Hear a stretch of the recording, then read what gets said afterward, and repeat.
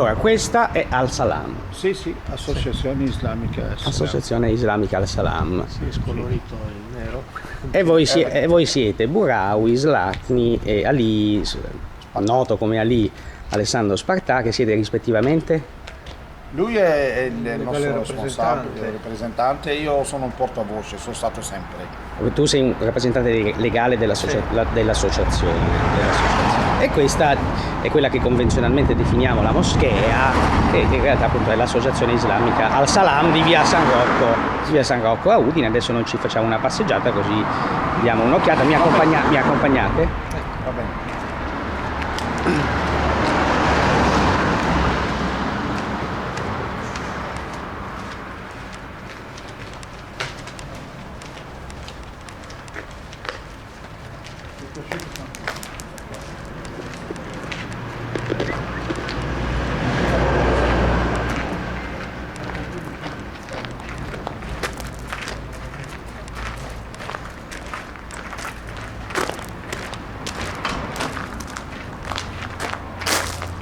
Ecco, con questa porta si accede Si accede all'interno dell'aula di preghiera. della sala di preghiera. Ha un nome in arabo la sala di preghiera? Kat Salat. Kat Salat. Kat Salat. Kat in arabo significa sala stanza. Allora noi adesso giustamente ci togliamo le scarpe.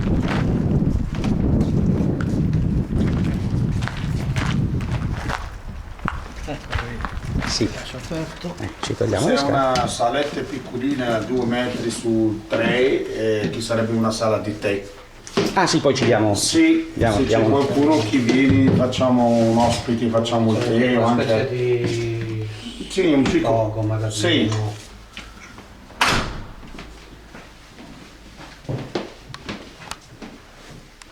Aspetta che ti accendo di luce. Ah sì, grazie. Daremo più luce. Anche questa luce forse.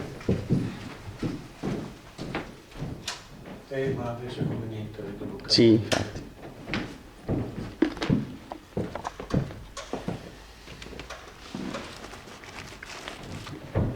Ecco, non è un gran tema, è sempre più luminoso. No? Ok, quanti metri quadri saranno più o meno? Qua sono sui 170. 170 di superficie della sola sala. Tutto il locale 500 mi pare, o sbaglio. No, compreso su, Sì, sarà sui 350. 350 complessivamente. Allora, descriviamo quello. Intanto che hanno una direzione, no? Tutte le sale di preghiera sì. sono Rivolte disposte verso l'est.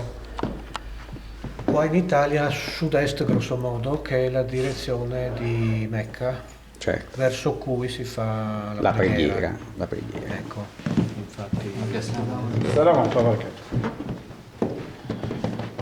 che in questo caso è la parte davanti. Dico, ma obiettivamente quando associazioni come la vostra rilevano un immobile già esistente, no? E questo pone problema per l'orientamento, nel senso che l'immobile voi lo scegliete già a partire dalla sua... Sì, no, beh, è un po' dura, è un po' duro, è capitato. Sì, però è una delle cose che determinano la scelta. Cioè. Quando anche in affitto, quando si cerca un luogo in affitto, si vede se la direzione di Mecca, per esempio, è posta proprio verso l'ingresso, lì è chiaramente difficile adattare. Certo. Magari noi su questo punto di vista possiamo dire che siamo stati fortunati. Sì, no? siamo capitati bene perché siamo corrisponde capitati. proprio col davanti. E siamo a posto, abbiamo proprio la direzione giusta. Certo, allora adesso qui abbiamo la prima cosa che colpisce chiaramente quello che noi definiremo il pulpito, no? Come Sì, il mihrab. Mihrab è questo che è il posto dove si mette l'imam per dirigere la preghiera. Nel senso che quando si è in gruppo c'è l'imam che dirige la preghiera e tutta la prima fila sono nelle file successive che si dispongono. si occupa lui a ordinare, diciamo, di allinearsi bene, Però in gran parte delle moschee attraverso il mondo non lo trovi piatto così, è tipo forma concavo, come si dice, concavo, no? Poi invece sale il venerdì l'imam per fare il sermone. Sì, e questo qua il profeta lo faceva, anche con la sua età dopo teneva anche un bastone in questa posizione e si chiama in arabo mambar, ok? Mambar. Mambar è comunque qualsiasi posto rialzato, ma anche in politica, il politico è andato sul mambar, è sempre un posto un po' più alto rispetto all'audience. Certo. Questo qua. Ricordiamo per chi non lo sapesse, no, che la preghiera Sì. nella religione islamica intanto si articola in 5 preghiere quotidiane, Sì. no? 5 preghiere quotidiane, però tutti i giorni, no? Ogni giorno 5 preghiere, poi magari questo qua si usa una volta a però questo si settimana. usa solo il venerdì. Una volta a settimana. La preghiera del cosiddetto mezzogiorno. Ok, bravo. Il mambar si usa una volta a settimana e finite lì, il venerdì. Cioè, più di quel... È l'unica preghiera che prevede un sermone. Un sermone. L'unica. Ma il sermone lo fa l'imam. Sì. Lo fa l'imam. Allora, di solito alcune moschee organizzano un po' di Corano, lettura di Corano che non c'entra assolutamente con la salat, e c'è anche chi fa andare su una lezione, dopodiché si fa l'appello della preghiera. Una volta che è fatto l'appello della preghiera... L'appello come si fa? L'appello come viene fatto? Da uno che si chiama muezzin in arabo. Sì. Il muezzin fa la preghiera chiamando la gente, perché prima non c'erano né autoparlanti. Il famoso muezzin che in teoria dall'alto del minareto esatto, scandisce. Minaretto per dare più voce. E adesso qua si fa dentro, non lo possiamo fare. Quindi il muezzin a Udine in realtà è dentro la sala e scandisce. No, nelle paesi musulmani è sempre la voce parte fuori. Da fuori, però dico qui a Udine in via San Rocco ovviamente qua dentro, sta qua dentro. Tutte le moschee in Italia dentro, non mi risulta che in Italia c'è qualcuno. Qua dentro e ripete le stesse parole che fa il muezzin, in tutto il mondo islamico. E dopodiché, una volta che il muezzin finisce l'appello della preghiera, entra l'imam e incomincia direttamente a dire assalamu alaikum, si siede di solito, finisce il muezzin, si alza direttamente e fa la prima parte del khutbah, che è divisa sempre in due. In teoria non c'è una spiegazione, però dicono l'ha fatto il profeta perché era un po' stanco, si è seduto e poi si è rialzato, quindi la storia non è tanto importante. Il più importante è che ci sarà una cerimonia. Una volta finita entra l'imam a fare l'unica cosa che non esiste nei paesi musulmani, subentra il ruolo dell'interprete. Certo. Allora fa l'imam il khutbah numero 1, se possiamo dire capitolo 1, si siede circa 10 secondi, 30 secondi, si rialza, fa la seconda parte, sarebbe il secondo capitolo della khutbah, lì entra il ruolo dell'interprete, che questa figura non esiste nel mondo arabo. Che fa traduzione simultanea. Esatto, no, simultanea non va bene. Alla fine? Sì, alla fine delle due khutbatain, i due discorsi, si alza l'interprete, evidentemente fa una cosa, un piccolo riassunto, sennò qua la gente non va più a lavorare, certo. Fa un riassunto, poi un'altra volta subentra il muezzin, ma questa volta non fa l'adhan, fa l'iqama. L'iqama che viene dalla parola qama, in arabo mettersi in piedi. L'iqama allora dice ai ragazzi, ok, tutto è finito, adesso preparatevi che dobbiamo fare il salat. Una volta che si fa l'iqama, la gente è allineata, ok? L'imam si mette a fare la supervisione per vedere se la gente è allineata bene, perché l'allineamento dritto fa parte di salat, certo. Che sia fatta bene. E questo qua è il compito dell'imam. In quel momento e anche durante il khutbah è vietatissimo parlare. Ecco, questo è importante. È vietatissimo parlare e non hai neanche il diritto di dire a qualcuno zitto. Certo, adesso chiedo scusa, più o meno quanto dura la preghiera del mezzogiorno del venerdì? L'unico che guarda l'orologio, io te lo garantisco che in Europa si guarda l'orologio, nei paesi musulmani c'è il discorso e finisce. Massimo un'ora, ma anche in paesi arabi, però qua l'imam l'ho visto 10.000 volte, fa il khutbah e si guarda l'orologio o guarda lì, perché abbiamo gli operai che hanno il permesso, e quindi il massimo noi abbiamo fatto in tutti i modi che la preghiera mezzogiorno 45, l'1 e 15, quindi 30 minuti. 30 minuti. E quindi in queste allora, diciamo c'è l'appello della preghiera. Esatto. I fedeli accedono alla sala, si dispongono, si siedono e l'imam è lì. Giusto? Quindi a un certo punto cosa succede? Cosa fa l'imam? Finisce l'adhan, si alza l'imam e comincia il discorso. E comincia il discorso. Primo capitolo. Si siede, circa 30 secondi, 10 secondi, dipende non ha un tempo ben preciso. Si rialza, fa un'altra parte del primo capitolo, ma di solito è sempre conclusivo, ogni tanto fa direttamente il dua, l'invocazione, non è una preghiera. Non è detto che lo Finita lì, in Europa non finisce la storia, si alza l'interprete, nei paesi musulmani non c'è bisogno di finita lì, il mu'adhin fa l'iqama, Allahu Akbar, qad qamat as-salat, alzatevi a fare la preghiera, tocca l'imam a vedere come sono disposti in fila, e comincia la preghiera. Chiedo scusa, entrando nel merito del discorso, no? Che tu dici è articolato in due parti, no? Allora, sono due parti diverse per argomento, per soggetto? No, di solito l'argomento che fa l'imam o un gran titolo A o fa un piccolo A, un piccolo B e un piccolo C, però sono sempre collegati. La seconda parte, il capitolo, diciamo il secondo chapitre, fa l'imam discorso sempre legato all'altro, ma un tipo di riassunto, poi fa il dua per chiudere. E c'è un altro imam, no, tutto è finito nel primo capitolo, si alza direttamente e incomincia direttamente a concludere. Il soggetto è religioso?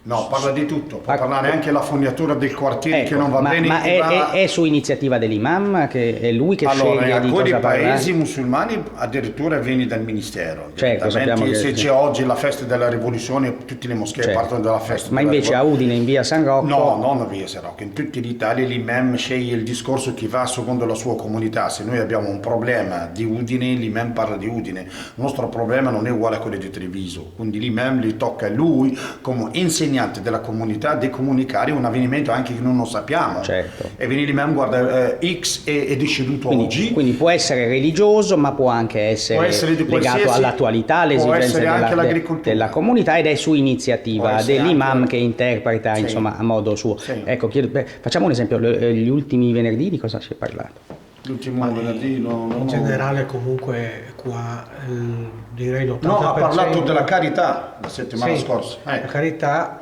ed era un discorso propedeutico, anche una raccolta che abbiamo fatto straordinaria di fondi per l'associazione. Per l'associazione. Quindi l'Islam è basato su una cosa importante, e che sarebbe l'igiene.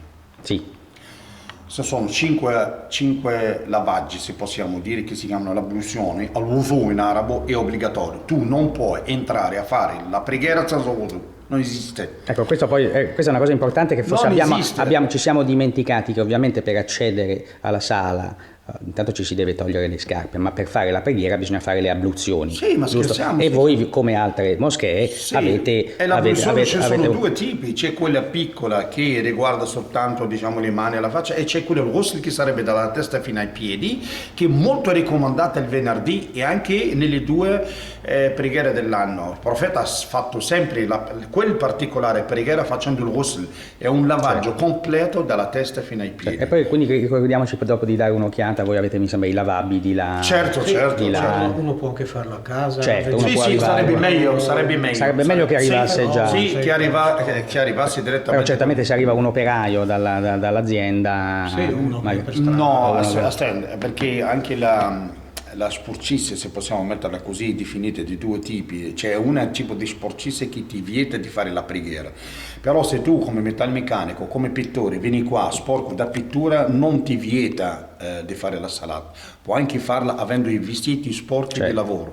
Però se tu hai ad esempio urina sopra o qualsiasi no, quello non puoi neanche accedere, sei in uno stato di impurità, quello devi togliere completamente e rifarti l'uso completamente per poter accedere alla preghiera. 5 preghiere, 5 abluzioni. Ecco, questa sala è sempre aperta sempre aperta per permettere a chi vuole di partecipare a tutte le 5. Allora, le 5. i ragazzi vengono la mattina a aprire. Sì. Se si tratta d'inverno verso le 5:30, 6 o meno qualcosa. Sì. Se si tratta Chi è in particolare che viene? ad No, aprire? ci sono alcuni 3-4 responsabili, dicono anche lì hanno le chiavi, aprono e diciamo d'estate può capitare anche alle 3 del mattino. Perché la prima preghiera ovviamente dipende sì, perché la giornata dipende quando è lunga si va anche alle 3 del mattino. Ricordiamo che la prima preghiera si fa in prossimità dell'alba. Sì, bravo. Sì, in prossimità della... cioè non il sorgere del sole, ma Un po' il prima. sorgere delle prime luci. Il sorgere delle Sì, prime sì, è quella, è l'apertura, diciamo. del loro- Esatto, e lì rimane aperta la moschea, cioè i ragazzi vanno via, tu hai visto appena 2 persone che sono entrate qua, chi viene a fare preghiera per faticcio, chi viene a leggere un libro, chi viene come ragazzo prima a caricare sul telefonino, Certo. che non Ah beh, possi- certo. ha caricato il telefonino il ragazzo e questa qua è sempre aperta, quando c'è cibo a disposizione rimane lì sul tavolo, vedi che lì c'è anche la roba dell'acqua, chi vuole bere. Puoi bere, se c'è da mangiare puoi mangiare e anche sotto, se tu non hai visto il caso, c'era anche un cuscino per terra. Ah, perché sì. di solito c'è la moquette, una persona che sta anche vieni qua a dormire e poi se ne va. Certo. No, allora qualsiasi persona può Ecco, guidare la ecco, questa è preghiera. una cosa- Di solito nell'Islam è basato su 2 cose, o quelli che conosce più il Corano, o di solito va avanti il più anziano d'età. Se entriamo noi, io sono più anziano di tutti e 2 voi guido io la preghiera.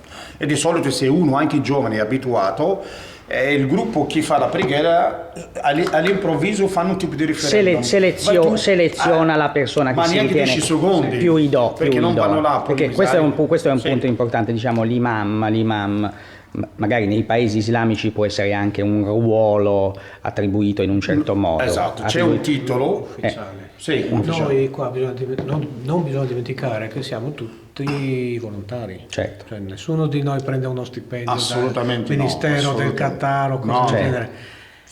Chi fa l'imam nel senso di il sermone del venerdì è uno che è stato scelto da noi perché ha più capacità, più conoscenza, eccetera, eccetera.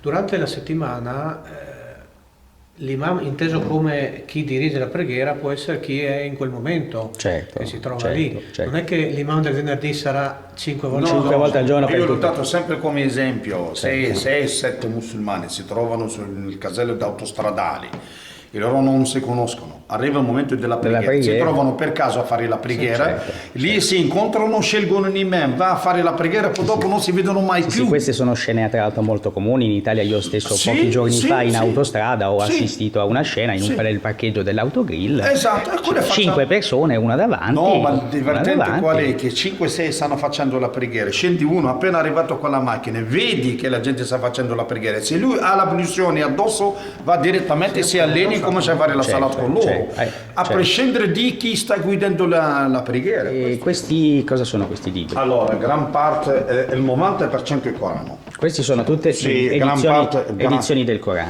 Sì, dopodiché trova, quando trovi un gruppetto come questo qua che si somigliano, di solito o lo trovi le spiegazioni del Corano o il hadith. Ah, Sarebbe sì, detto- quindi ci sono i detti e i fatti qua, del profeta. questo qua ad esempio sta scritto in arabo, Tafsir al-Quran al-Azim, sarebbe come si dice, le spiegazioni del Corano, il sublime Corano. Eccolo Sì. qua.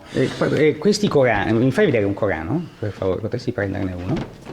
Sì, allora non lo so, ci sono tanti, non so. Prendine Allora, uno. Eccolo qua, ecco, questo qua. vediamolo. Eccolo qua. Eccolo qua. Questo Corano, Sì. apriamo, vediamo da Allora, dove questo viene. qua è la prente, sarebbe il Fatiha. Sì, ma intanto cerchiamo di capire da dove è stato stampato. Allora, stampato di solito o l'Arabia Saudita o come si chiama, il Libano. Ah, io leggo qua. Sta scritto anche in inglese qua. Perché di solito sono dei Corani Io regalati vedo Al-Azhar, quindi Sì. questo è il Cairo, Sì, questo è sì, Egitto. sì, Questa sì. è una edizione del Corano immagino supervisionata dalla... sì. الأزهر مجمع البحوث الإسلامية السنتر di ricerca الإدارة العامة la direzione generale للبحوث والتأليف والترجمة per la ricerca, l'edizione e la traduzione. Certo, vogliamo vedere qualche pagina? No, si apre a destra, Certo, in italiano. ricordiamo, Ok, questi qua sono i 114 capitoli, il Fatiha è il primo. Questo qua il Fatiha è il primo capitolo del Corano, e questo qua è Surat An-Nas, sarebbe l'ultimo. Sono 114 capitoli nel Corano, 113 partono tutti quanti con Bismillah ar-Rahman ar-Rahim, tranne una sura che sarebbe Surat At-Tawbah, che non parte con Bismillah ar-Rahman ar-Rahim. Ecco, ricordiamo che il Corano appunto è diviso in 114 capitoli o sure, come sura in arabo. Allora, la prima mi sembra si chiama l'Aprente, è quella fatta di 7 versetti. E invece hai la sura la più piccola del Corano è Surat al-Kawthar, eccola qua, la più piccola. E questo qua invece, il Baqarah, il secondo capitolo del Corano, che parla addirittura della Genesi, della storia degli ebrei, sarebbe la più lunga del Corano. Certo. Quindi il Baqarah è la seconda, è la più lungo, il più lungo capitolo del Corano al-Karim, sarebbe questo. Il Fatiha è l'Aprente, e la 7 si chiama Aprente, e ogni preghiera senza l'Aprente non è una preghiera. Non c'è preghiera senza la lettura di questi 7 versetti. Dopodiché leggi quello che ti pari. Certo. Ogni sura si apre appunto con queste formule. Allora, poi... il Fatiha è il capitolo che viene letto da tutti i musulmani nelle 5 preghiere loro. Certo. Quotidiana, ok? Il Kawthar è la più piccola, il Baqarah è la più lunga. Ok, e si parte da destra, evidentemente. Certo. Se tu vedi il Fatiha, eccola qua. Ecco. Se tu conti qua. La vuoi leggere, per favore? Bismillah ar-Rahman ar-Rahim. Alhamdulillahi Rabbil Alamin. Ar-Rahman ar-Rahim. Maliki Yawmiddin. Iyyaka na'budu wa iyyaka nasta'in. Ihdina as-sirata al-mustaqim. Sirata alladhina an'amta alayhim. غير المغضوب عليهم ولا الضالين آمين. Traducendo? E tradurre questo qua allora, nel nome di Dio clemente e misericordioso, ti ringraziamo, creatore dei due mondi, sarebbe il mondo dei spiriti e degli esseri umani, il misericordioso, il padrone il giorno del giudizio. Noi ti adoriamo e a te chiediamo aiuto. Cerca di mettersi sulla retta via, la retta di coloro che tu hai avuto la tua benedizione, non la via di coloro su di cui hanno avuto la tua ira. Ecco, più o meno. Che è un po'... E poi il resto mi sembra di capire, ci sono altre versioni del Corano, poi ci sono gli Hadith. Possiamo vedere un libro degli Hadith? Hadith è quello qua che tu conosci bene, questo qua lo conosci per capire, perché io conosco, questo qua è il tuo famoso. Questa è la più diffusa, che è quella di Bukhari. Esatto, è quella che stai leggendo adesso. Esatto. E questo qua Sahih al-Bukhari.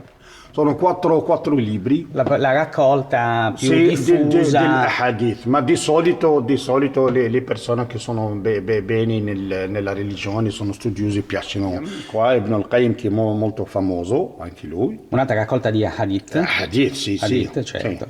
C'è l'hadith, c'è anche la traduzione, come si dice, le spiegazioni del Corano. Quello là è una cosa che trovi in gran parte delle moschee, ok? La data di oggi, il 9 settembre, questo qua è il sistema nostro, l'orario. Quindi allora, la prima preghiera, come si chiama? Leggi perché tu... allora, quella del Fajr. Fajr, che si traduce? L'alba. Alba. Poi abbiamo la seconda. Dhuhr, mezzogiorno. L'Asr attorno alle 16-17. Asr significa? L'Asr in arabo è un po' difficile, sarebbe la traduzione era. Okay.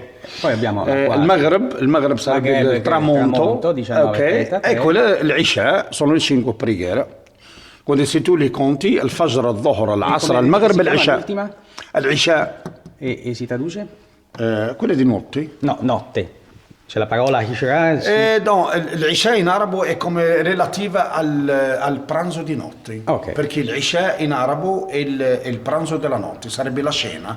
Ok, d'accordo. Poi io, adesso mentre ci usciamo vedo che qua c'è un'altra piccola libreria. Ma non soltanto quella, ci sono altri piccoli là, così la gente non si sposta per non... Io vedo anche un'edizione del Corano in italiano. Sì, ma trovi in italiano sicuramente. Del Corano in italiano. Questo qua sì, c'è in italiano e c'è anche, mi pare, se in bosniaco. Possiamo vedere la copertina, per favore? Allora, adesso tocca a te di leggere la print in italiano. Sì. Posso vedere intanto il frontespizio per vedere appunto. Glorioso Corano, sì, la surata della gente. World Islamic, Tripoli sì, della grande Giamaria. Sì. Guarda che neanche noi sappiamo di questi qua. Sì, questo è interessante. Leggendo, questo è l'ultima parte. No, visto che è scritto, allora. Appunto, l'apriente o prologo. Ok. Allora, l'apriente o prologo, no? Nel nome di Dio clemente e misericordioso, lodato sia Allah, Signore del creato, il benevolo, l'indulgente, il sovrano del dì del giudizio. Te noi adoriamo e te invochiamo a pro. Additaci la retta via, la via di coloro che gratificasti, non malvoluti né traviati. E qua vedo un'altra edizione del Corano in italiano. No, ma abbiamo anche nella lingua bosniaca, se non sbaglio. Sì. Questo in serbo-croato. Eccolo, sì. Poi abbiamo in albanese, in somalo, in turco. Anche in somalo? Sì. Vedo qua una turca, sì. Ecco, sì. Quello in somalo. Aspetta che guardiamo Però gran parte delle lezioni di cerimonia vengono tradotte in lingua italiana. Queste sono altre copie del Corano? Sì, gran parte sono Corano. Ad esempio questo qua va bene uno per me che non vede, quindi ho bisogno di della lettera grande centimetri, quindi per chi c'è un tomo di una certa dimensione. Sì, se tu ti dimentichi i tuoi occhiali e non leggi, eccolo qua. Hai dimenticato gli occhiali a casa, hai un libro più grande, anche per i bambini. Certo. Questo è sempre il Corano. Certo. E quando li trovi scritto in arabo, gran parte sono le 114 capitoli. Certo. Ecco, anche lì vedo altre copie. Immagino anche quelle siano copie del Corano, ne vedo una aperta, tra l'altro interessante che c'è. Quello è uno strumento che si usa come per suonare la musica, ma è fatto per tenere il libro aperto e poter leggere. Qualcuno arriva con un certo anticipo rispetto all'orario della preghiera. Sì, se metti a leggere va all'abluzione, se metti a leggere può anche riposare un po' finché arriva il momento della preghiera. Ci sono diversi fratelli che stanno memorizzando, qualcuno già lo sa tutto, ma a memoria stanno ancora esercitandosi per memorizzarlo completamente. Certo. Perché c'è gente che si dà da fare e imparano il Corano a memoria. Sono più di 6.000 versetti. 6.000 versetti. Sì. Certo. Allora andiamo verso fuori. Questi qua di solito la gente viene vestita del lavoro. Sì. Alcune persone vengono ad esempio con un jeans abbastanza stretto e si sentono al disagio facendo la preghiera. Certo. E quindi dando una cosa del genere, che sempre sono in dono, e la persona può usarle, comunque sono a disposizione di tutti. A disposizione, però tieni presente che possono anche cambiare odore, certo, certo. Ci sono alcune sorelle. Possiamo vederne una? Sì, certo. Prendiamo questo qua che è abbastanza brillante. Eccolo qua. Questo qua, ciascuno nei paesi arabo lo chiama a un nome, però ti senti molto più al tuo agio di fare la preghiera con questa veste, capito? Però sono sempre in regalo, se vuoi anche provarla tu Marco. Io sono più largo, nel senso sono grosso, però qualcuno sceglie qualcosa. Certo. Vedi? Quindi diciamo un fratello che arriva qualsiasi persona, che si sente... Basta che sei fortunato e trovi la tua misura. Certo. Sì, però ogni tanto un fratello, una sorella se la porta via e le lava, o in lavanderia o a casa, certo, e le riportano. Certo. Se c'è magari uno un po', diciamo, strappato, viene direttamente ricuscito, certo, e basta. A proposito di fratello e sorelle, questo è un dettaglio da precisare. Sì. La sala di preghiera, a pregare sono solo gli uomini. Sì, qua sì. Ecco. Solo gli uomini, non vuol dire che le donne non pregano. Ecco, quindi le donne dove pregano? Il loro Dio è lassù. Loro Dio è lassù, quindi noi adesso andremo. Hanno la loro aula e si sentono veramente a loro agio lì. Il reparto donna è nella stessa sala, però sul retro. Sì, ce l'avevamo qua, c'era una volta. Dipende qua. un po' come Dipende come ma anche po'... grandi moschee, per esempio le moschee. Sì, ma anche a Mecca sono tutti mischiati. Certo. Qua non c'è problema in questo, sul punto di vista diciamo architettura non possiamo muoverci in modo libero, capito? Noi prima avevamo una finestrina qua, perché devi dare anche la voce che le donne devono sentire. Ora su hanno il loro autoparlante e fanno le preghiere con noi tranquille, perché loro fanno la Quindi preghiera. loro sentono quello che dice l'imam sotto. Perché quando parla nel microfono loro sanno già l'imam cosa sta facendo. Gente che va 5 volte. Sì, qua in effetti era diventato piccolo per loro. Certo. Questo Sì, la sala. Sì, invito ad altro abbiamo fatto sopra. Spengo le luci adesso. Sì, certo. Ok. Adesso noi usciamo, abbiamo detto che qua c'è la sala. Qua è la nostra sala dell'abluzione, se possiamo metterla così, vedi? Di solito in altri paesi trovo ad esempio una roba così per sedersi, qua abbiamo la sedia per qualcuno magari che si sente male, non riesce a stare in piedi. Allora metti la sedia e fa l'abluzione, se vuoi ti faccio l'abluzione inconsciamente per capire, come fare l'abluzione te la possono anche fare. Ok? E qua abbiamo circa 6-7 fontanine, l'acqua calda, abbiamo i servizi e questa qua è l'aula dell'abluzione, ecco, abbiamo detergenti, abbiamo tutto quello che serve qua dentro. Certo.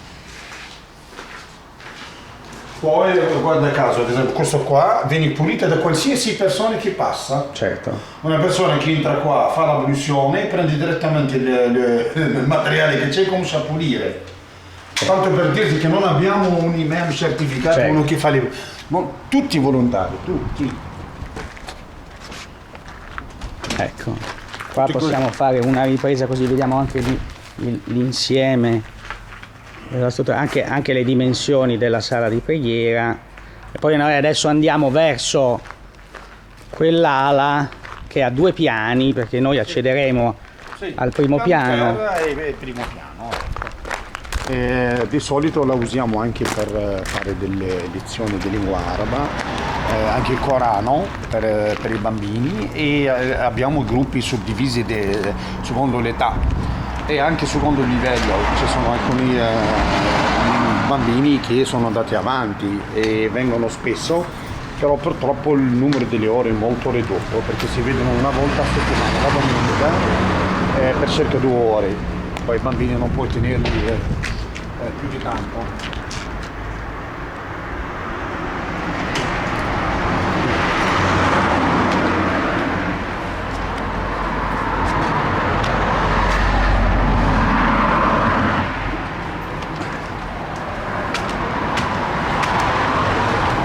Io vedo una scritta interessante, accesso l'accesso ai uomini. Cosa vuol dire? Vuol dire che gli uomini non devono qua venire a disturbare. Ma non devono entrare qui dentro? No, in tutta la struttura. E quindi noi in questo momento... per le donne, non ci sono donne, vedi? Ma tanto per dirti, come le donne non possono entrare di là e noi non possiamo entrare qua. Certo. Giustamente. Sì. Quindi il divieto non per loro, anche per noi. E qua diciamo loro privacy, cioè nessuno li disturba qua. Vedi che hanno un posto migliore del nostro,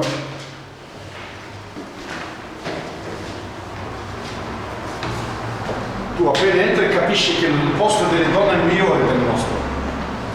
È un vero harem, come dici tu. Vedi come sono messe loro? Questa è l'aula delle donne.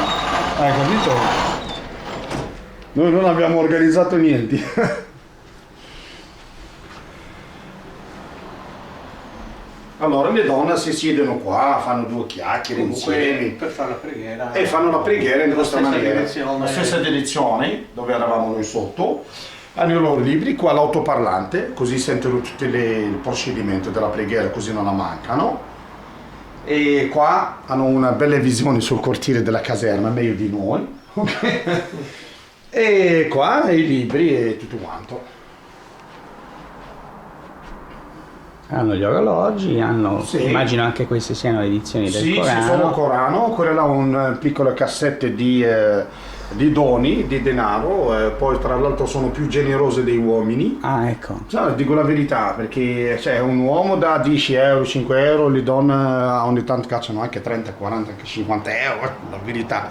Certo. E qua di solito è per le notizie, scrivono se vogliono comunicare fra di loro un appuntamento, Certo. magari, o che dobbiamo vedere questo è l'orario dei bambini, no? Allora scrivono Certo. qua. Io faccio un'altra ripresa perché è davvero Sì. una sorpresa questo angolo, mi sembra. No, ma Fatto veramente con stanno binoni fatto qua, con una Poi certa dopo hanno il riscaldamento, lo portiamo qua su. Sono questi elettrici, sono climatizzatori. Questo è aria condizionata Allora, quindi questa è la sala per le donne. che è adibita a sala di preghiera. Sì, possiamo dire sala di preghiera per le donne, però possono anche sedersi. La possono usare anche per altre attività. Sì, incontrarsi. Sì, se delle donne che non si sono viste durante la settimana stanno Ma qua. loro hanno in genere il sabato pomeriggio, hanno deciso sabato pomeriggio, fanno le riunioni per lezioni a carattere religioso. Ma sono organizzati per fatti loro. Tra di loro. Cioè, sono tra di loro, non... Allora, questo qua, l'appartamento qua, anche tieni le scarpe Marco qua, eh? Sì. La sala delle donne, sì, per rispetto a loro, questa qua è un'altra aula. Adesso qua era stato organizzato così per tenere i bambini durante il mese di Ramadan, quando le donne facevano la preghiera di lì, qualcuna stava Un tipo di piccola aula di babysitting, così. Sì. Dotata di lavagna. Invece vedo. perché in inverno mettiamo dei banchetti e sedioline e la domenica mattina viene fatta lezione ai bambini di arabo. La lezione di arabo che viene fatta da chi? Di solito sono tutti quanti donne e uomini. Qua sono solo donne.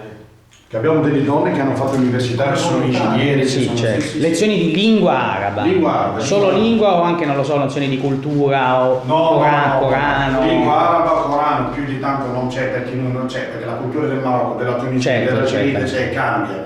Quindi l'unica cosa che unisce qua è il Corano e la lingua araba. Certo. Due argomenti che non abbiamo mai avuto nessuna È contestazione. stata un'esigenza che hanno rappresentato le famiglie perché non tutti sono in grado di questo qua insegnare invece- a casa ai bambini la lingua.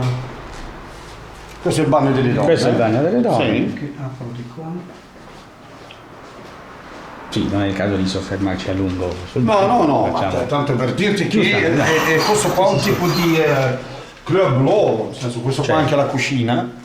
Ah, sì, vedo una Sì. cucina Sì, arredata. c'è tutto. E capita di fermarsi, non lo so, Sì, le donne a possono anche fermarsi, pasteggiare. o c'è una persona di passaggio che vuole mangiare qualcosa, una persona che non che tra l'altro c'è ancora cibo, e il frigo abbiamo tutto qua arredato, nel senso che tutto quello che tu vedi sono sempre doni dai fratelli, anche dai italiani che ci danno qualcosa di usato, la mettiamo. Certo. A pitturare, se tu vedi, sono i ragazzi, non è che abbiamo trovato, guarda caso, qua con quei piastrini, l'altra non li abbiamo trovati. Però... beh, certo, si quindi- fa quel che si può. Esatto, bravo. Si fa quel che si può. Perché noi, questo qua è un'altra auletta che possono usare per due chiacchiere, questo qua. Ah, sì. Sì, adesso la stiamo usando come tipo deposito, vedi che c'è anche l'aspirapolvere. Certo. E io ho lavorato anche qua, ho insegnato anche inglese qua. Ah, Sì. qua vedo proprio dei Sì, banchi. no, io ho fatto anche inglese, lezione di recupero ai ragazzi con un prezzo simbolico, tipo carità per 3-4 euro. Certo. E nient'altro, quindi alcuni genitori mi hanno chiesto questo piacere. Cioè, diciamo questa sala potrebbe essere adibita, come dire, Sì, ad aula. sì. Beh, non so, cioè qua Per- adesso per l'estate abbiamo accatastato. Accatastato, sì. Poi li riportiamo nelle altre Nelle altre. Quando parte l'anno scolastico. Ma in quale altra sala? Questa è quello con le lavande. E anche lì davanti. E anche questo. E anche lì Sì. e si faranno lezioni di inglese, mi dicevi che... No, io ho fatto anche lezione di inglese, però di solito italiano, arabo e corano. Italiano, arabo... No, italiano No, l'ho provato una no, volta, ma allora. non è andata bene, però l'arabo e il corano i bambini vengono a studiare, che noi ci limitiamo a insegnare ai ragazzi piccolini, ad esempio li 5, 6, 10 capitoli finali del Corano che si chiamano in arabo Qisar as-Suwar, sarebbero i capitoli cortissimi o corti, E evidentemente un bambino nato qua in Italia non sa niente della lingua arabe, è evidente che deve imparare qualcosa. Vedo qua una sequenza di nomi. Sì. Carla, Anna. Sì. La Paten. Vedi? Ma qua ha fatto mia moglie italiano per altre donne che non lo sanno bene. Sì. Lei ha fatto un pochettino di italiano. Il punto qual è? Che noi abbiamo i bambini che studiano qua nelle scuole italiane e quindi qual è la giornata libera loro? È la domenica, però la domenica è anche una giornata di relax loro, certo. Non possiamo diventare un incubo. Quindi abbiamo fatto 2 ore, più di tanto che Certo. tutti Chiedo quanti... scusa, per esempio, facciamo un esempio, le lezioni di Corano vengono fatte periodicamente con appuntamenti regolari, è sempre a cura dello stesso insegnante? Sì, il sabato pomeriggio. Sì, sabato pomeriggio fanno? Lezione di Corano a cura di una sorella identificata come Ida. Più uomini che fanno. Ecco. Quando torniamo il volontario anche, certo. La domenica mattina invece fanno lingua araba, cioè sì. i segni. Quindi sabato pomeriggio Corano. In questo momento in particolare chi è che è già diciamo incaricato? Sono sempre nel periodo diciamo non estivo, scolastico. Ma è già stato programmato di partire con le lezioni di Corano, quando cominceranno? No, perché dobbiamo discutere la festa del sacrificio che sarebbe il 24 settembre esatto. E sicuramente verranno descritti. Ma è già stata individuata la persona che farà le lezioni di Corano? Se sono disponibili quelli stessi, sì, gli stessi sì, ma ogni anno c'è qualcuno di nuovo, qualcuno va via, certo. qualcuno non ritorna. E andrà avanti tutto l'anno, di solito fino a maggio, se tutta va ogni sabato pomeriggio. E sono lezioni sia per uomini che per donne, per bambini che per bambini, bambini e bambini nella stessa aula. E fanno lezioni. No, non c'è differenza, perché i piccoli non sono separati. Certo. Quelli che sono separati quando hanno 15 anni, 16 anni, ma anche per non essere distratti, poi noi le teniamo 2 ore. Cioè diciamo verso una certa età cominciano a prendere strada. Però loro sono sempre insieme per le strade, ma qua c'è un'etica di insegnamento, sai come funziona. Certo. Cioè la scuola ha le sue esigenze, il suo modo di lavorare, no? Certo. Ok, allora adesso possiamo andare.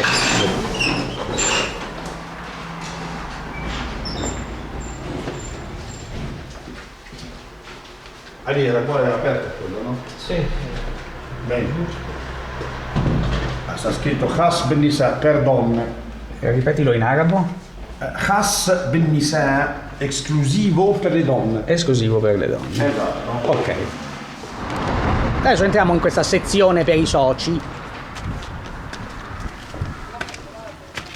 dove possiamo vedere per esempio alcuni libri che sono a disposizione, immagino. Possiamo descriverli perché vedo che alcuni sono in italiano. Vediamo per esempio. Vedo questo interessante dialogo tra un musulmano e un cristiano. A cura di? Possiamo vederlo.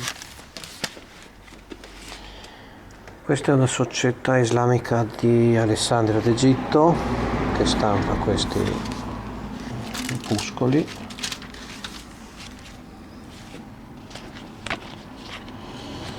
A cura di questo dottor Hassan Baghi e Poi qua anche sta scritto, vedi? La Sacra Bibbia, la dottrina della Trinità e così via, la dottrina della divinità di Gesù Cristo. Sì, vedo. Poi vedo qua. Questi sono alcuni capitoli del Corano, solo alcuni capitoli del Corano tradotti in questi italiano. sono tradotti in italiano. Questa era possiamo vedere che edizione sono le edizioni L'edizione al-Hikmah di un italiano convertito già da molti anni che vive a Imperia e a questa casa editrice. È Picardo? Sì. Non l'ha fatto lui, però lui ha la casa editrice. La casa editrice so che lui ha. Questo Poi c'è l'edizione del Corano sempre di Picardo. Sì, diffusa, la famosa, quella fatta bene. Della Newton. Poi vedo c'è una guida alla preghiera. Sì. La guida alla preghiera, questo è un piccolo opuscolo su Maometto. Questo non so da dove è capitato in turco, sempre sul profeta Muhammad. E poi gli altri appunto sono tutti i libri, vedo. Allora, questo qua di cui noi abbiamo parlato prima, no? Eccolo qua, Salat, la preghiera, guida alla preghiera nell'Islam. Ci sono alcune immagini, qua te le faccio vedere al volo, della famosa abluzione, eccolo qua, le diverse tappe dell'abluzione come parte, quotidiana. Prima di ogni preghiera, poi qua la famosa Mecca e Kaaba, tutti quanti la conoscono, qua ha il mihrab che noi non abbiamo in moschea, abbiamo parlato del mihrab, quella la vedi come la forma, lì si mette l'imam e qua ad esempio sarebbe il minbar, dove sale l'imam per fare la preghiera. E quindi già è un italiano, se un italiano è rivolto agli italiani. Qua vedo c'è un'edizione di Conoscere l'Islam del famoso, molto bella, del famoso giornalista, scrittore pakistano Maududi. Sì, ma io ho sempre consigliato agli italiani, chi vuole avere un'idea sull'Islam, meglio leggere questo qua prima di andare a leggere qualcosa sul Corano. Questo qua perché è un bel riassunto, è anche scritto in arabo fatto bene, è un ottimo libro. Lahore 73. È un ottimo libro. Ma ci sono... E poi ci sono altri libri. Sahih al-Adhkar, il Web al-Saib, qua ci sono letture, come si legge il Corano, tutto un sistema. Cos'è? La penna per leggere il Corano. Cos'è? Sì, sicuramente una lavagna. Perché Questo è una penna che tu la passi sul libro e senti la voce. E senti anche eventualmente le traduzioni se vuoi, in diverse lingue. Poi vabbè, una breve guida illustrata per comprendere. Poi vedo anche alcuni CD. I CD, lezioni saranno tutte sul...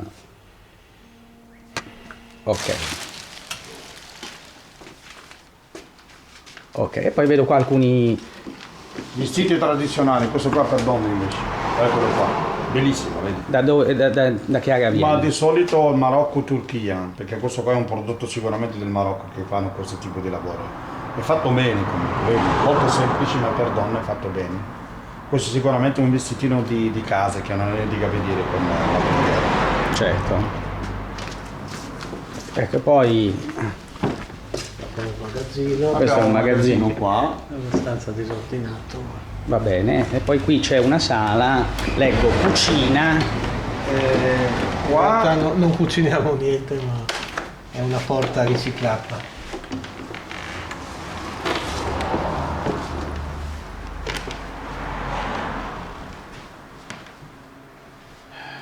Vedo che qui ci sono vari scatoli e confezioni con del cibo. Si era detto che voi appunto... questo viene consegnato, arriva dal Banco Alimentare per lo più, tramite il Banco Alimentare anche dall'Unione Europea, abbiamo una convenzione con l'AGEA e anche donazioni della Caritas. Noi con queste prepariamo ogni mese dei pacchi spesa per le famiglie indigenti, disoccupati. E questo qua è il latte, per non fare della pubblicità, se no, eccolo qua, quello è il latte. Ecco. Sì, vedo biscotti, latte, succhi, pasta. Olio per friggere, pasta, biscotti. Quindi voi avete una convenzione, mi dicevate, col Banco giovedì del mese. Il Banco Alimentare viene qui e vi porta, andate voi e prelevate. Prelevate, poi anche con la Caritas.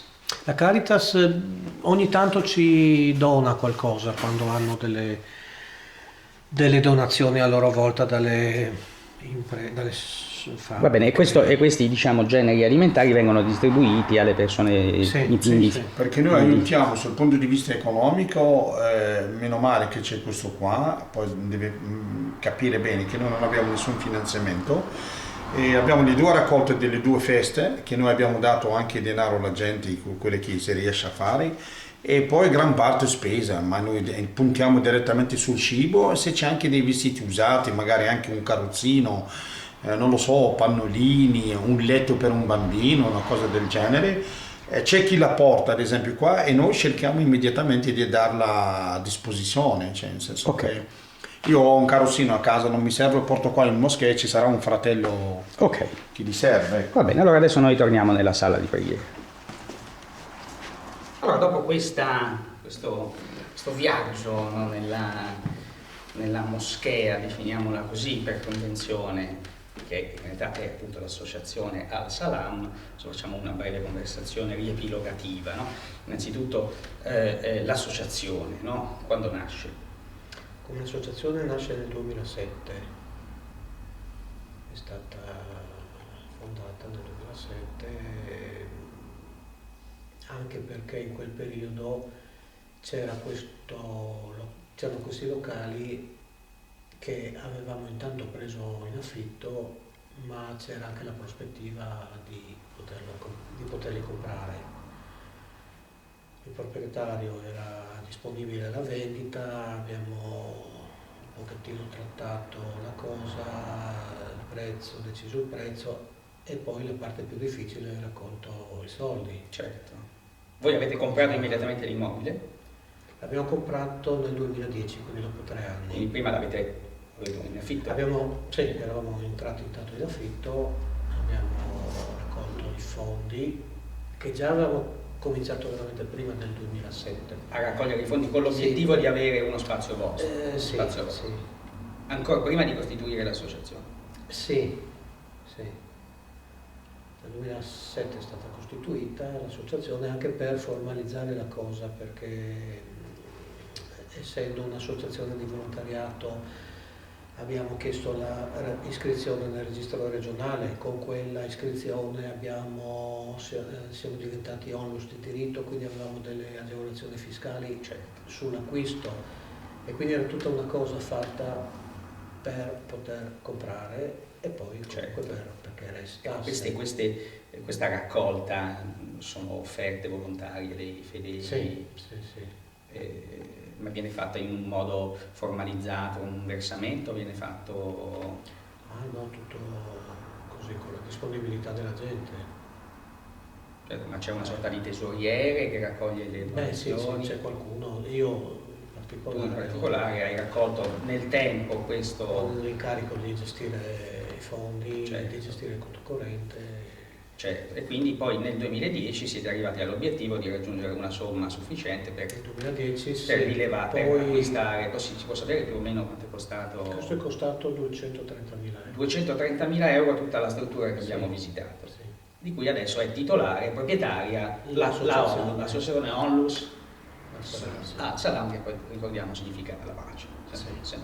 Okay. E dal punto di vista formale, da chi è costituita l'associazione? È costituita da soci fondatori, in quel caso, che poi però nel corso degli anni sono cambiati, qualcuno che in quel momento, proprio per motivi così logistici, non era a Udine. Noi avevamo dovuto poche settimane formalizzare la cosa, qualcuno non era presente perché era magari andato al paese, non ha potuto entrare, fondare l'associazione. Chi sono i fondatori? Siamo noi due, tu, Mouraoui, Mohamed Erbesh e libico, che se non ricordo, che ricordo sia Erbesh che Soufiane hanno fatto da imam, se non sbaglio. Sì. E poi c'era un tunisino, si chiamava Sgayer di cognome, il nome suo. Sgayer vuol dire piccolo.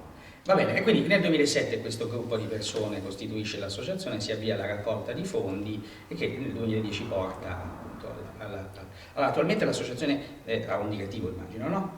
Sì. Ha un direttivo chi c'è nel direttivo? Una decina di persone. Tu sei il presidente, se non sbaglio. Sì. Tu sei il presidente. Hanno scelto me anche per motivi logistici, nel senso... spero non anagrafici, ecco. No, c'è qualcuno più anziano.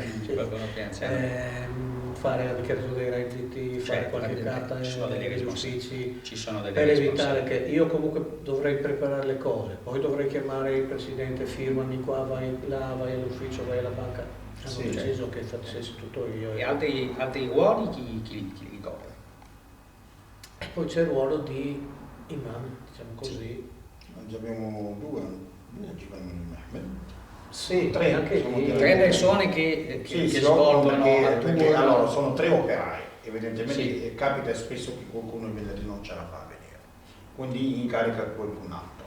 Ci sono quelli che sono bravi, non hanno bisogno neanche di preparare il venerdì. Certo. C'è la cerimonia e ci sono quelli che devono per forza preparare, quindi peggio chi va dice che devi essere informato perché rimane tutta la notte a preparare la cerimonia, perché di solito gran parte degli imam, poi tra l'altro io sempre in arabo imam, allora imam singolare è imam plurale, ok? Così non entriamo perché le imam al femminile e imam.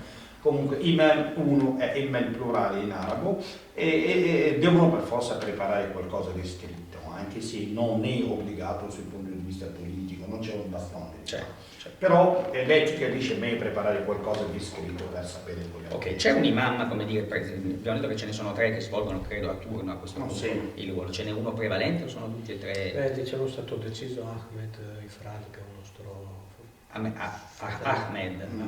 Ahmed marocchino, che svolge, è un ruolo informale, cioè non c'è una designazione, c'è un processo di selezione. No, ma noi vediamo anche come è visto dalla comunità, cioè una persona molto simpatica, molto umile, tranquilla, lavoratore, padre di famiglia, bambini. Lui che svolge una professione. Sì, certo, tutti sono operai, non so, fa il lavoratore.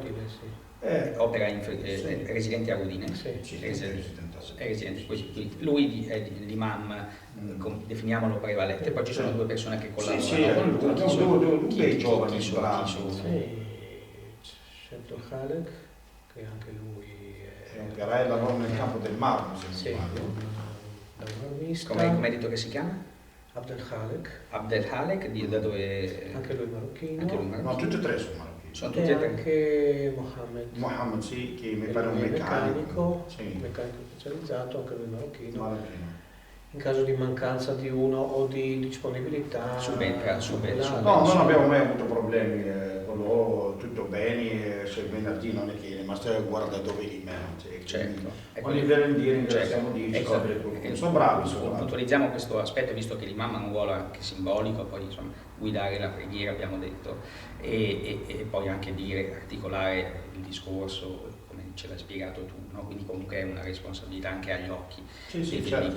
Ecco, ribadiamo questo punto, quindi la selezione di una figura così importante come avviene su consultazione da parte del direttivo, su indicazione da parte... Sì, sempre basandosi sulla considerazione che ha la persona presso la comunità,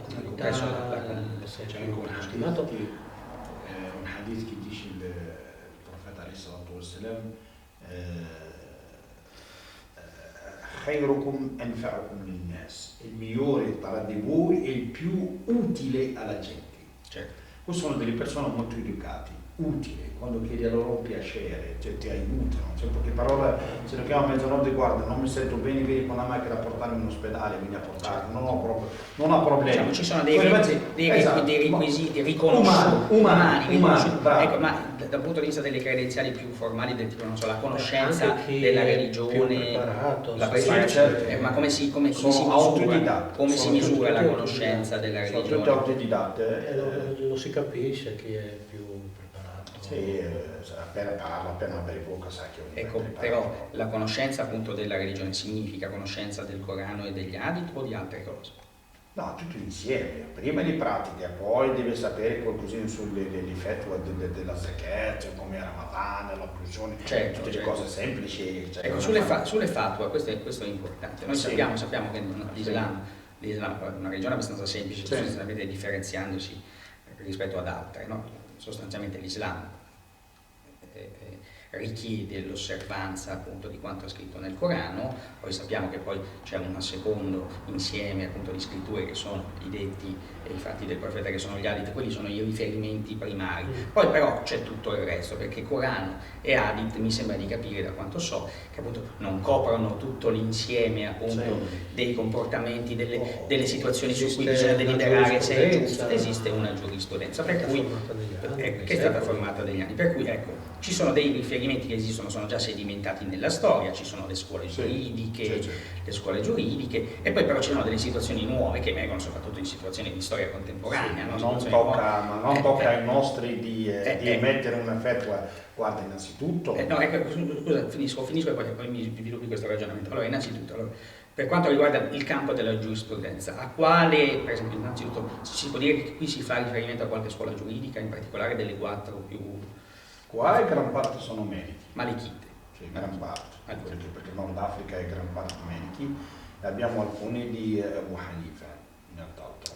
Cioè una parte di persone che Sì, sono delle scuole, però non è che c'è tanta diversità. Io ho fatto anche con i pakistani parecchie volte la preghiera, e sono di Abu Hanifa, ad esempio il Tarawih la fanno molto breve, anche i capitoli, e anche il Tashahhud, quando tu fai il Tashahhud per finire la preghiera, sarebbe quando tu usi il dito per fare il Tashahhud, e noi partiamo direttamente con il Tashahhud. Loro invece no, mettono le mani sui ginocchi, rimangono un po' a fare il Tashahhud in modo silenzioso, poi dopo alla fine alzano il dito. Però io mi sono trovato bene con loro, non c'erano dettagli.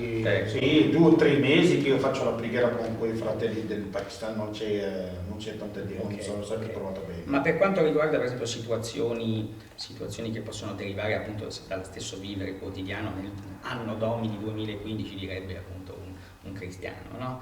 Se ci sono delle situazioni, non lo so, delle situazioni per cui è necessario il cosiddetto parere, la fatwa, voi come vi regolate? È un po' difficile, perché vengono date.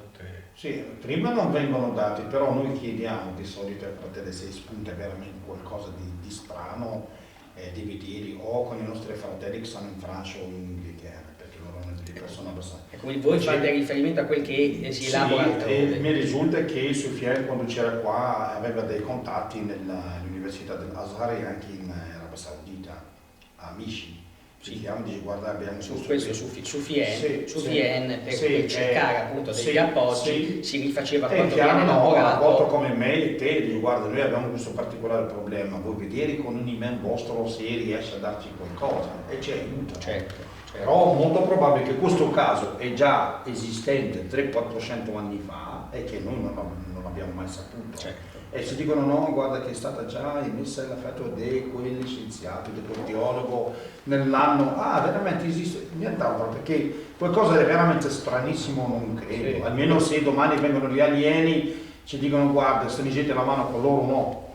Cioè è una novità così, però ecco, credo che tutto è stato coperto. Per calare un esempio concreto, succede che ne so, c'è qualcosa di poco chiaro, no? Esatto. Non so, una sorella deve fare una determinata attività e c'è bisogno di qualcuno che dica se si può fare o non si può fare. Lei stessa magari cerca che qualcuno le dia dei suggerimenti. Cosa si fa qui? Ci si rivolge all'imam e gli si chiede... Intanto si cerca nel Corano della Sunna. Nel Corano della Sunna, quella è la fonte. Se non si trova la risposta diretta e immediata, si cerca nei libri di giurisprudenza. Nei libri di giurisprudenza. Ci si cerca di informare così. Per questo sono stati scelti come imam quelli che hanno più preparazione. Quindi sono loro che in situazioni come quelle che abbiamo descritto vanno ad attingere a dei riferimenti possibilmente scritti nella Sunna, se non nella Sunna si cerca nel cosiddetto fiqh, no? La giurisprudenza. Però devi capire una cosa, tutte quelle che tu vedi in Italia è molto difficile di vedere qualcuno che si sbilancia a fare una fatwa, molto difficile. Non credo che nessuno è in grado o ne assume la responsabilità, perché è una responsabilità enorme di mettere una fatwa. E poi è molto, molto chiaro, la persona deve, per dire che io sono un imam in grado di fare una fatwa, deve avere la mano sul Corano, sul hadith e le diversi hadith e come sono e tutti quelli che hanno detto gli ulema, e deve per forza conoscere bene la lingua araba e addirittura anche la poesia. Ma non bisogna, secondo me, confondere le cose. Una fatwa è una decisione che deve essere seguita da tutti i musulmani del mondo. Nessuno a Udine riesce a dire una fatwa, posso dare un consiglio? Guarda, come mi comporto in questa situazione? Dal punto di vista religioso, non dal punto di vista della tua saggezza. Si cerca e si dà un consiglio, ci si limita a quello. No, la fatwa non è una cosa così facile. Lo so, ma adesso per farvi un riferimento e poi passiamo ad altro argomento, no? È che per esempio a Dublino è stato istituito da diverso tempo il famoso centro europeo per la fatwa, no? Guidato dallo sceicco Qaradawi, molto famoso, che mi sembra che sia stata costituita proprio per dare degli orientamenti alle comunità radicate in Europa. no? Quindi di fatto c'è già qualcuno in Europa che si è posto il problema di dare degli orientamenti, delle direttive, delle Sì, indiche, perché in un altro continente come l'Europa ci sono altre esigenze, questo è chiaro. Ecco, siccome io da quanto so, mi sembra che abbia una certa influenza questo centro, che tra l'altro ha un sito internet in arabo ma non in inglese, in altre lingue, io mi chiedo, è possibile che una persona, uno dei 3 imam, quando si tratta appunto di orizzontarsi, vada a cercare, ad attingere a riferimenti come questo, in particolare il centro di Dublino, di Karadao? Cioè, non credo. Cioè, che tra l'altro è l'effetto dell'acquisto degli appartamenti. Karadao l'ha detto, c'è gente che li segue, c'è gente che non lo segue, per esempio l'acquisto dell'appartamento con prestito bancario con interesse. Certo. Allora l'effetto del Karadao, l'ho sentito anche in televisione, ha detto guardate, io non vorrei ascoltare qualcuno che abita sotto un ponte o dentro una grotta con la moglie e i bambini e viene e dice guarda ho trovato in Francia una banca che mi ha dato 100.000 euro, è evidente tu sei un caso di forza maggiore. Però se tu vai a chiedermi di avere un rifugio in montagna perché non ti senti bene nella villa che stai in città, non mi dispiace, tu hai il diritto di acquistare. E nonostante questo effetto, trovo ufficiale che le persone se devono comprare la prima casa e sentono la necessità di farlo possono prendere un prestito con gli interessi. Certo. E ci sono delle persone che hanno fatto questo e ci sono delle persone di cui il sottoscritto non ho mai pensato di prendere una casa con gli interessi. Certo. Anche se sento la necessità, però non me la sento. Certo. Ma non vuol dire che io contesto quelle dell'affetto del Karadao, capito come? Okay. Voi non avete nessun tipo di rapporto con organismi a livello nazionale che cercano in qualche modo? No, per ora no, non abbiamo un contatto diciamo così allargato, sinceramente no. Quindi voi siete un'entità del tutto indipendente che rappresentate voi stessi? Abbiamo solo rapporti così con altre moschee. Certo abbiamo, perché anche quando abbiamo fatto le raccolte sono lì altre moschee che ci hanno anche dato la mano, davamo, certo. Come loro vengono lì venerdì ad esempio, qua i ragazzi vogliamo raccogliere, vengono qua, raccolgono quelli 500, 600 euro, 400 dipende, e finite lì. Certo. Però questa moschea è la loro proprietà, questa moschea appartiene a tutti che sono sul territorio nazionale. Certo. Ecco, una cosa appunto si è accennata prima, a questo centro fanno riferimento delle persone che vengono da provenienze più svariate, tu hai fatto un riferimento mi sembra 18. Sì, cioè io non riesco neanche a elencare le cittadinanze. Facciamo ovviamente solamente in modo abbastanza approssimativo. Quanto può essere più o meno il numero di fedeli che fanno riferimento a questo centro? Questo qua? Cosa vuol dire? Il venerdì? Complessivamente, come dire, vabbè, noi lo si può misurare sulla base della partecipazione alla preghiera del venerdì. Però il venerdì... Venerdì sarà un centinaio di persone. Sì, 130, 140 persone, sì, questo è il venerdì. Però li abituati, allora, mi viene uno che farà la preghiera. Non dimenticate che questo qua è sposato, ha 3 figli, certo. Che la moglie e i bambini non vengono quasi mai in moschea, certo. E quindi qua mancano l'appello 4 persone. Certo. Quindi possiamo dire, vabbè, c'è l'affluenza maggiore il venerdì, la preghiera del venerdì con 100 persone, però ecco, tu stesso sottolinei che alle spalle c'è un numero di persone che non si possono... Si può fare una stima complessiva delle persone che più o meno fanno riferimento a voi, anziché ad altri luoghi, come per esempio l'altra moschea di Milano? Guarda, in materia di numeri, io li conosco tutti uguali. 400-500 persone che più o meno magari possono presentarsi occasionalmente. Ogni settimana, magari vengono questo venerdì. Venerdì l'altro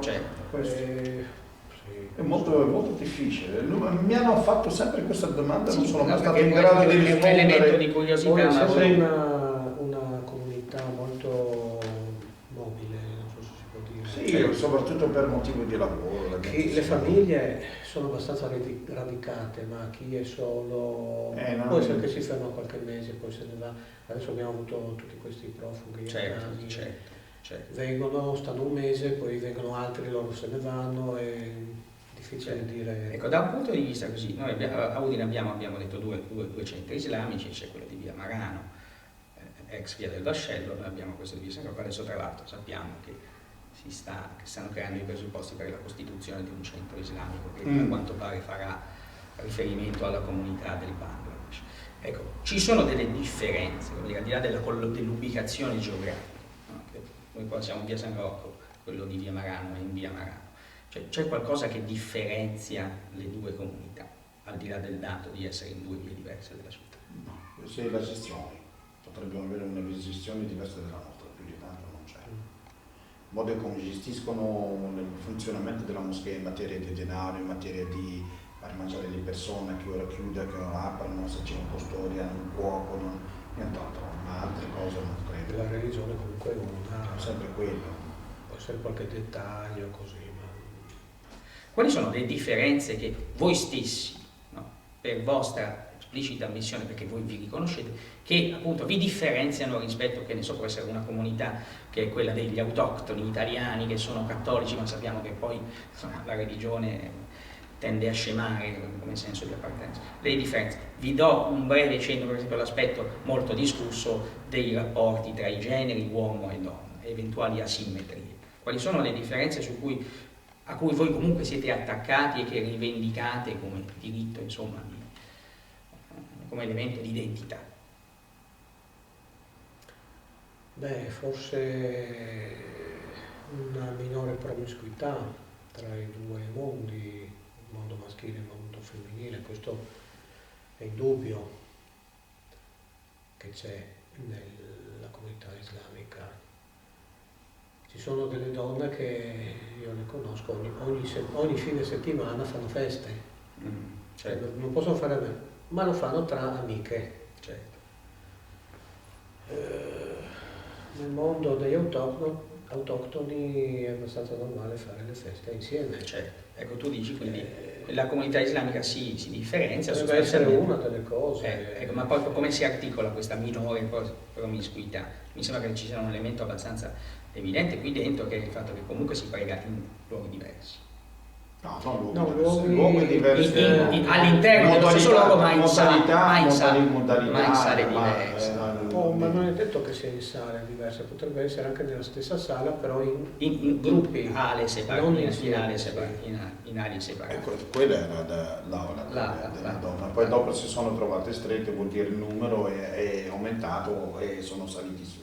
Il velo è obbligatorio? Sì, Obbligatorio. è obbligatorio. Obbligatorio sulla base di? Ma non soltanto obbligatorio anche a una certa etica. Il velo ha le sue utilità, molto semplice. Prendi il Corano in italiano e va a vedere il versetto numero 59 del capitolo degli coalizzati, sarebbe sorte di Ahzab. Ti ricordi il numero della Shura? E certo, sorte di Ahzab, gli coalizzati, possiamo La Shura dei coalizzati, versetto? Versetto 59. Versetto 59. Ha il versetto 32-33 di Surat An-Nur, il capitolo della luce. La luce. E quelli là sono due versetti che parlano chiaro e tondo L'obbligo dell'hijab. non parlano della burqa, non parlano del niqab, parlano del hijab e tutti si sono messi d'accordo che non sia tanto con dei colori bizzarri, che non sia stretto, che non deve essere trascinato per terra, non deve essere sporco, non deve essere bucato, e le tre parti delle donne che devono essere viste: faccia, mani e piedi, punto, fine la carniera. Faccia, mani e piedi. Sì, questo qua è il hijab. Chi va oltre a coprire non è in contraddizione con l'Islam, perché fa parte sempre